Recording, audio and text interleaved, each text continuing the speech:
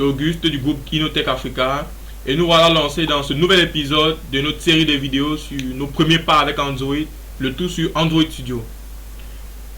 Dans cette nouvelle vidéo, nous allons voir de façon brève, en fait cette vidéo c'est même des vidéos introductrices au layout. Comme je vous l'ai expliqué dans la vidéo précédente, les layouts ce sont en fait le contenu graphique, le design de chaque activité de notre application.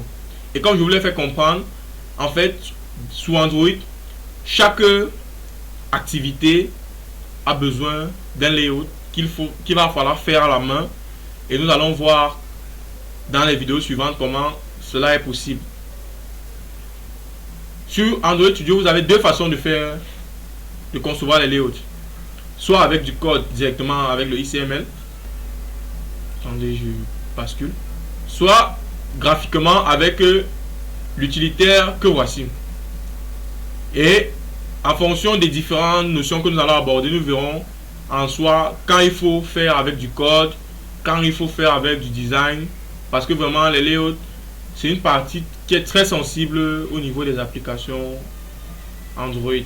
Comme vous pouvez le voir, en fait, les layouts, un layout plus ou moins bien fait donnera un certain professionnalisme à votre application, tandis qu'un layout un peu banalisé, ça fera un peu comme une application de bêta test ou de testing et ça ne donnera vraiment pas le goût aux utilisateurs de l'utiliser votre application.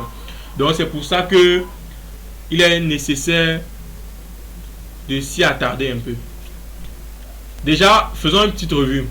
Sur Android Studio, comme je vous l'ai dit, on a un menu design, mais le menu design là est assez complet.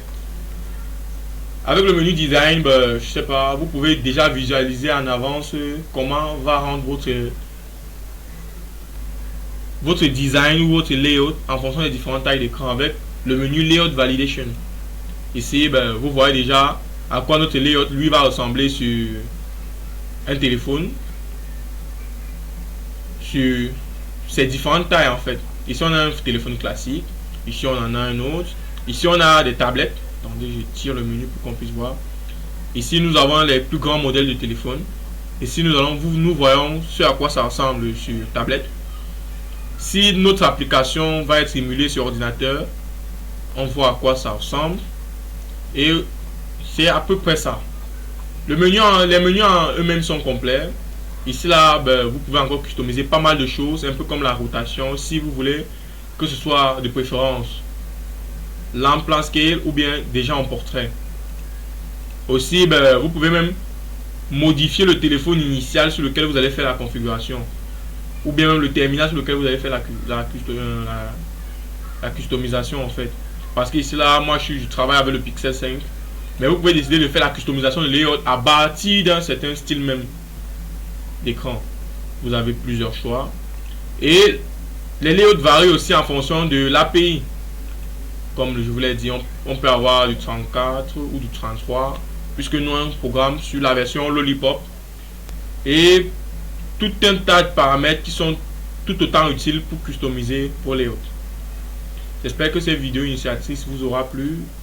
Dans la suite de notre programme, nous comptons vraiment détailler réellement au niveau surtout technique les différents aspects que peuvent susciter les layouts. Nous verrons déjà dans la suite qu'est-ce que c'est ces éléments-ci, qu'est-ce que c'est tout ce charabia, et nous verrons comment positionner les différents éléments au sein des layouts. Sur ce, je vous dis ciao, salut à tous, c'était Auguste et à la prochaine.